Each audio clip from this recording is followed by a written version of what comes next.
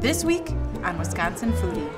Well, we're here at Great Lakes Distillery for our second annual applesauce event. We're calling it a spirited and sweet celebration of apples. Really, when I sat down with Genevieve Weston and Ethan Keller, and we started to talk about the apples and just the variety, it was awesome. That I think of the orchard as a work of art. The trees themselves are sculptures.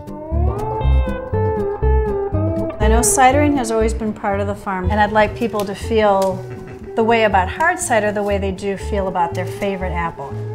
We're dorking out on cider. Well, we are delivering 100 gallons to New Glarus Brewery. The apple people, we love apples. It just smells so good. I think this is going to turn out to be something really fun.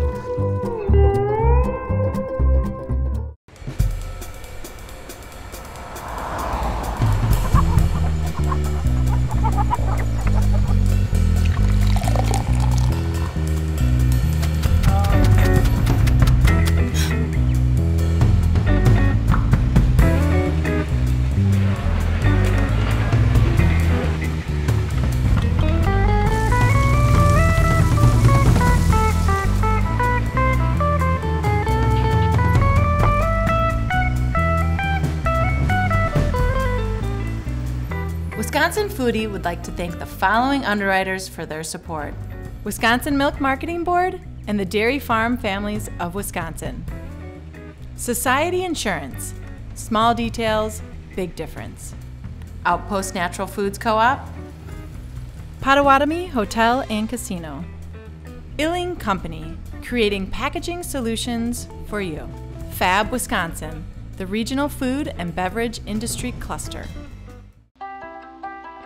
The Wisconsin Milk Marketing Board and the Dairy Farm Families of Wisconsin are proud to support Wisconsin Foodie, helping viewers celebrate our state's vibrant food culture. With nearly 11,000 family dairy farms, the Wisconsin dairy industry generates more than $26 billion annually for the Wisconsin economy and brings recognition to the state for producing award-winning cheeses.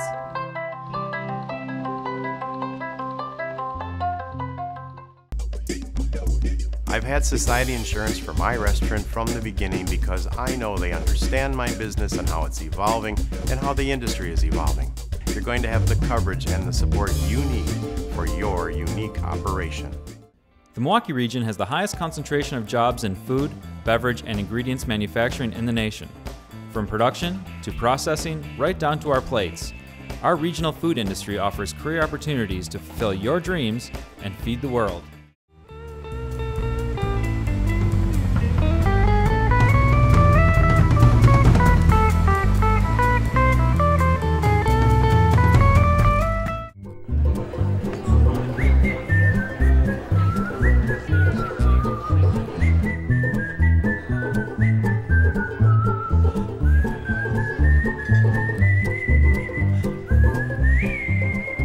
Hi, I'm Genevieve from Edible Milwaukee magazine. Well, we're here at Great Lakes Distillery for our second annual applesauce event. We're calling it a spirited and sweet celebration of apples. And it's our way of celebrating the season and the fall and getting all of our lovely community partners together and writers and readers and just having a grand old time.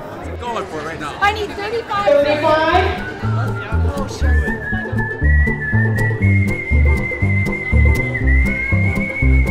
This celebration of the heritage apple here at Great Lakes Distillery is the perfect culmination of the season. There was a time when all these great varieties of apples just crossed the country from end to end. They had poetic names, they had unique flavors, and they were part of what made this country so special. We're rediscovering those flavor profiles, that true heritage.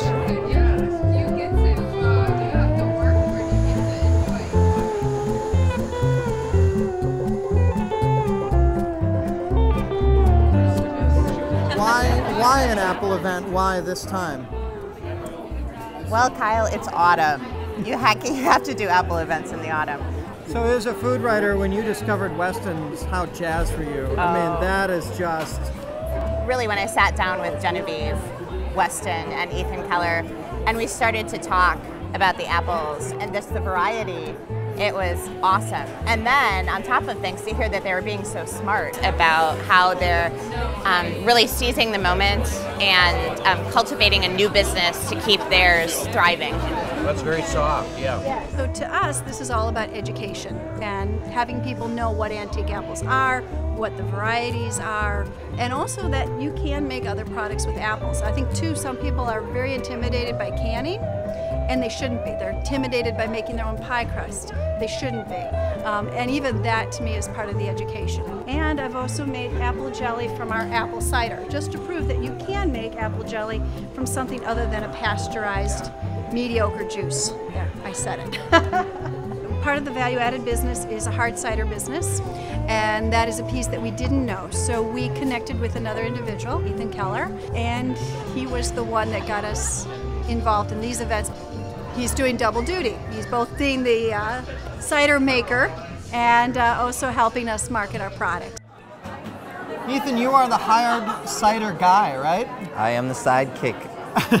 The cider sidekick. And this thing just sort of found you because it was an orchard that you drove past your whole life? I drove past the orchard 100 times, 1,000 times. I lived 20 miles away growing up. I finally stopped at the orchard and I sampled just about every apple I could the first year. Then I came back and I said, well, hey, you guys need some help getting a Facebook page going? And the next thing you know, I'm pressing cider and making hard cider, and she's saying, hey, let's do this more often. I'm like, yes, let's do this more often. So why are these apples precious to you, and then why turn them into this elixir? I travel around the country as a musician, so I like to travel different places. I like variety.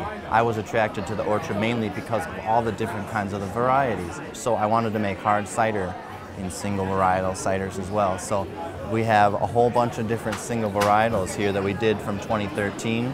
And we have a bunch that we're going to do from 2014 too. And this is a distinctive style of apple. This is another distinctive style of apple. That's correct. So you'd have this whole flavor spectrum going on right there. Yes. All right, but what are we going to drink? The first apple that I made that I got from the orchard and squeezed and made the cider with was Pink Pearl. Yeah. Pink Pearl, right. Woo! Woo! Yes! Yes! Now that is a cider, my friend. Right on. That's more like it. Well, that is a lively, delicate thing. Yeah. This is living heritage, literally, and you guys are bringing it back. Yeah. I'm glad that it hasn't gone away, because then I can be like Johnny Appleseed of the 21st century and help people get back into the apples that they don't ever really see anywhere. Only through fermented bottles. Dude, Ethan, cheers to that. Cheers. And here's to Westons and that great heritage. Oldest orchard in the state, right? 1901, I think, is when the land they got this. It's pretty amazing. That's American history.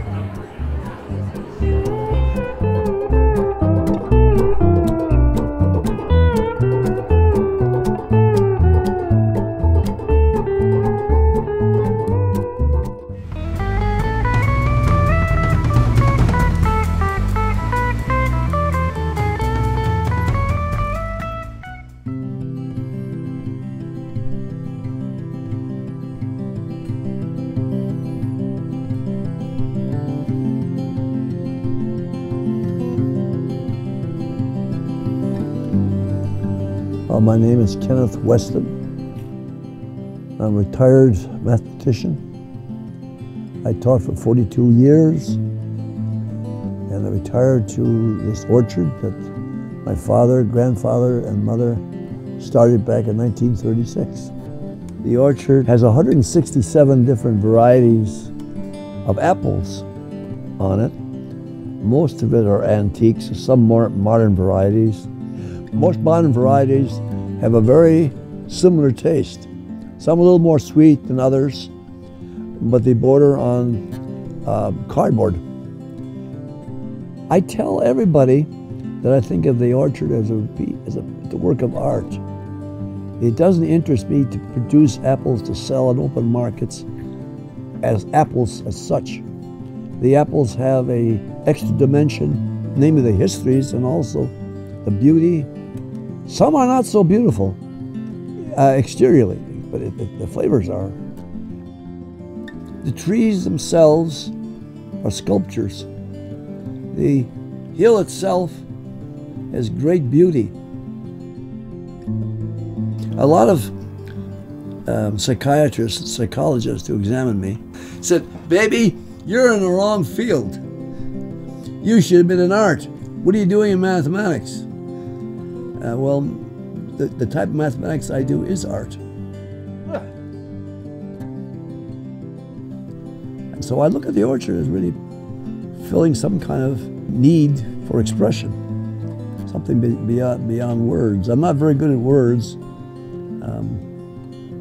so that's my hope, that people see more in this orchard than just apples on trees, you know, to see nature.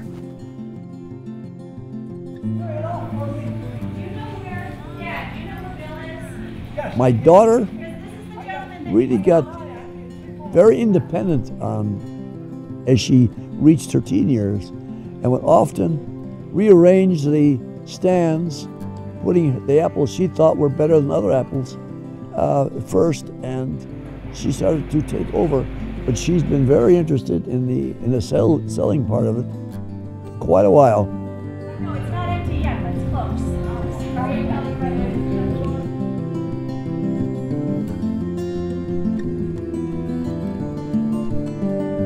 2012 was the worst crop of my lifetime. We had 2 days of frost when the apples were blooming. Then, because it had been a mild winter, we had a lot of scab and we had a lot of insects. And then we had true drought, where it just simply didn't rain. So we were in bad shape. In October, we had hail on 2 different days. And the skins were ripe. When the skin of an apple is ripe, it's softer and you can damage it much more easily. So we lost pretty much everything. But that inspired Sunnyslope, because that made me realize that we needed something, you know, that we could store, that we could keep from year to year, that we could sell. So in a bad year when we didn't have apples, we had something else that was still a Weston product to sell. So my first choice, because I'm a Weston, was hard cider. So sometimes you have to go through the bad to get to the good.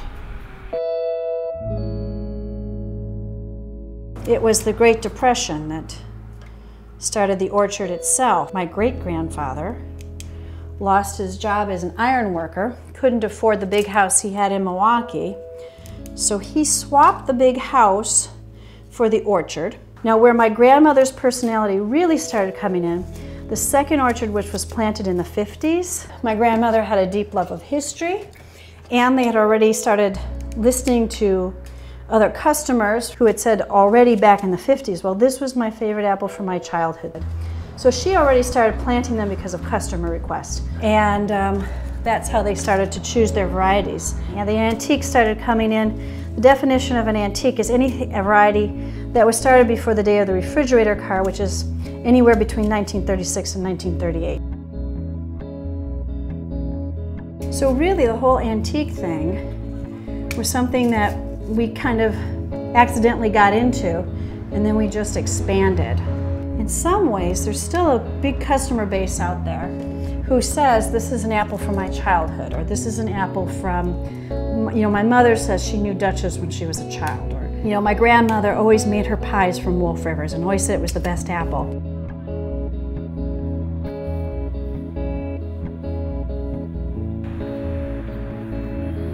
I know cidering has always been part of the farm since the 1950s. And I know that at first, the press was hand crank, which was a miserable experience, and they couldn't really get any volume. Often the fruit was harder than the machine, and it would frequently break down. Most of my swearing vocabulary comes from being present while they were pressing. We used to do it on Friday nights too, which is, let me tell you, when you're in high school, you do not want to spend your Friday nights making cider, but you have to do it when it's your family. This is the Arley Red, was its original name. It's from Oregon. Arley was the name of the farmer who created it. It's now called the Hidden Rose. That's the commercial name because it has the pink interior. The other ones we'll be doing is the Caville, It is the most famous Normand apple. It is what they make Calvados out of, which is an apple brandy. This is probably one of the coolest things going on in the state right now, this apple squeezer. Although I have no credentials as a cider maker besides making it taste good, and that Genevieve trusts me to make it with these heirloom apples. That's the approach, is that anybody can do it. You don't have to be a professional, you don't have to be an award-winning person. Everybody likes what they like, everybody has a different palate. I just take the unique apple and go, here it is, and people can pick whatever flavor they like because there's a abundance of flavors. I have my favorite apple, I have my favorite cider, and I'd like people to feel the way about hard cider the way they do feel about their favorite apple. There's probably 4 steps to cider making. What happens is we turn this hopper on and it obliterates the apples, and then they come down this chute and go into this pan right here. When that's full, we fold it up and then we put another layer on top, do it again. So we stack up all that apple mush, maybe 4 or 5 high, put it over here, squeeze all the juice, goes down into the pan, into that hole. This fruity, the only thing I can describe it as is a real fruitiness. That's how you know Cavill. I could tell Cavill in the dark by its smell, by its feel. This is it. If I was rating apple ciders, 10 as being the very best. Stamens and Arkansas Blacks would maybe be like 8.5s. This would be the 10. Maybe an 11, actually. If you showed this part of the tape to anybody that makes cider, they're going to go, what the heck? This is the difference between single varietals, and this is why people don't want to do single varietals, because you do what we're doing right now, which is you're trying to get every bit out. You're fooling around, and this is much more time consuming than what most people do. I mean, the whole purpose of pressing cider and making cider for an orchard is these are apples that would otherwise go to waste, or you'd sell them for seconds at a discounted price, and instead you make a value-added product. Wow, it's interesting how this is different than the Pink Pearl. This actually is more tart, I think, than the Pink Pearl that we pressed on Tuesday. Don't you think it's more tart? Yeah. Cavill is more golden. This has got layers to it. That's the difference, and that's the difference between a true cider apple. A true cider apple, when you taste it, it has all of these dimensions. It has depth to it. Dorking out on cider. Well, good. It's good. All right, I got a knife in my hand. You got a gig to go to. You're going to be late again.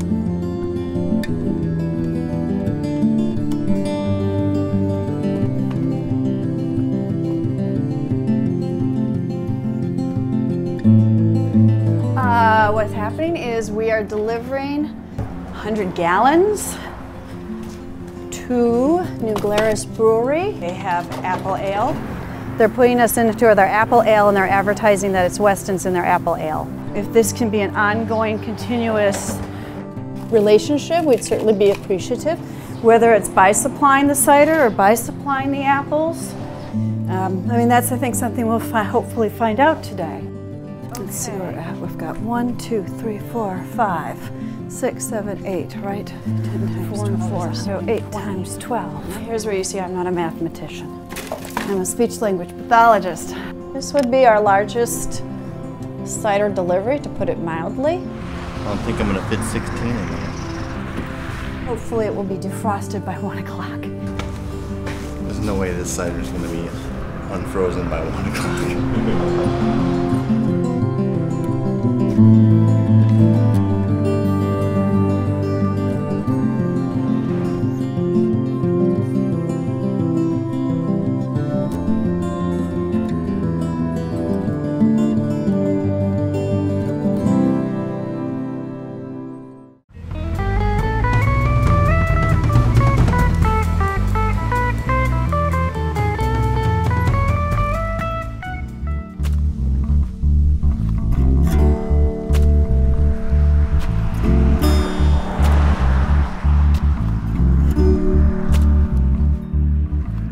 We are at the Wild Fruit Cave at the New Glarus Brewing Company. This is a new cellar that we built in February of this year for the purpose of making spontaneous ales, old-fashioned beers, lambic-style beers, sour beers. As you can see, we have oak tanks for aging the beer, and that's sort of the old-fashioned way of making beer because wood is porous and there's microorganisms that live in the wood that give a special, unique flavor to the beer. We're not adding cultured yeast. We're relying on the microorganisms that are coming from the wood. They come from the air. So it makes for a wild fermentation. That's why we call it the wild fruit cave. So this is the brew house. This is the hot side of the brewery. In brewing, there's really 3 stages. There's the cooking stage where you take malts and you convert them into a liquid form and you boil them and you add the hops. It's a lot like making tea. It's cooking, and that's why it has the feel of a kitchen. This is how beer was made before the Industrial Revolution, back when brewers were doing things like they had always done them in farms. And then the next stage is the cold process. Skylar is the brewer that pretty much runs the cellar. So Mike is going to start transferring the hot wort from the brew kettle into the cool ship. So what's going to happen is he'll switch the valves and it'll start filling the cool ship. And all of a sudden there'll be a big explosion of steam, which is what we want.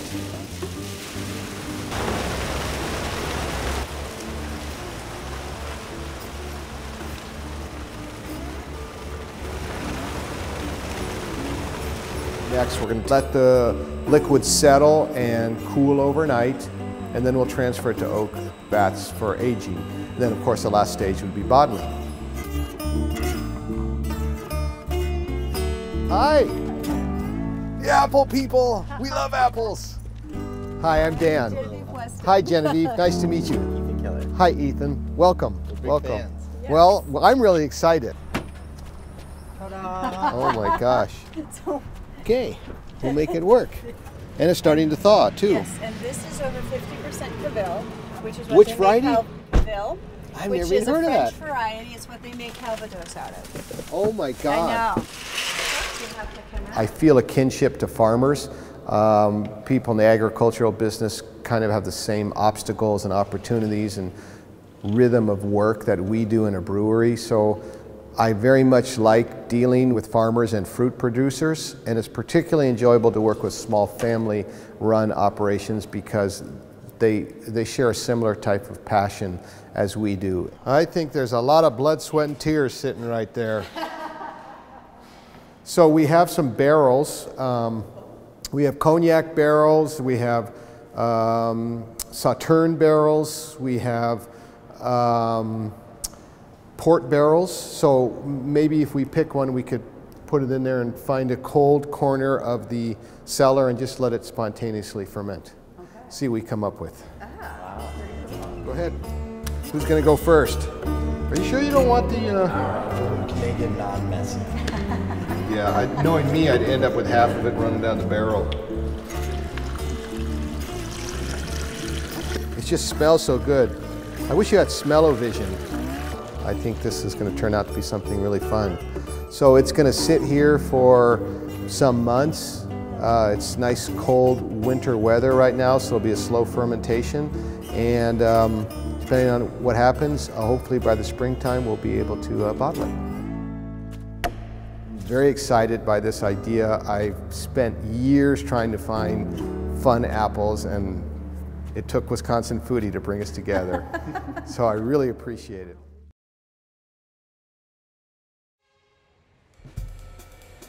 Wisconsin Foodie would like to thank the following underwriters for their support: Wisconsin Milk Marketing Board and the Dairy Farm Families of Wisconsin. Society Insurance, small details, big difference. Outpost Natural Foods Co-op. Potawatomi Hotel and Casino. Illing Company, creating packaging solutions for you. Fab Wisconsin, the regional food and beverage industry cluster. The Wisconsin Department of Natural Resources. WMSE 91.7 FM, Frontier Radio. The Wisconsin Milk Marketing Board and the Dairy Farm Families of Wisconsin are proud to support Wisconsin Foodie, helping viewers celebrate our state's vibrant food culture. With nearly 11,000 family dairy farms, the Wisconsin dairy industry generates more than $26 billion annually for the Wisconsin economy and brings recognition to the state for producing award-winning cheeses.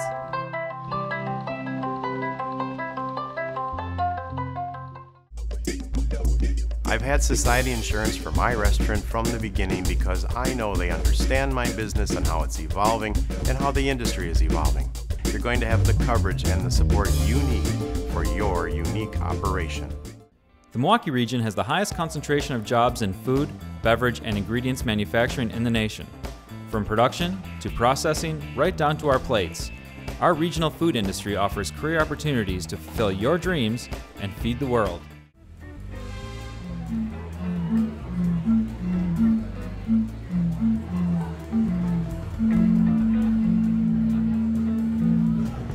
Sound like 2 sick seals. This is a book of poems. Do you know about this? That's a painting of the orchard.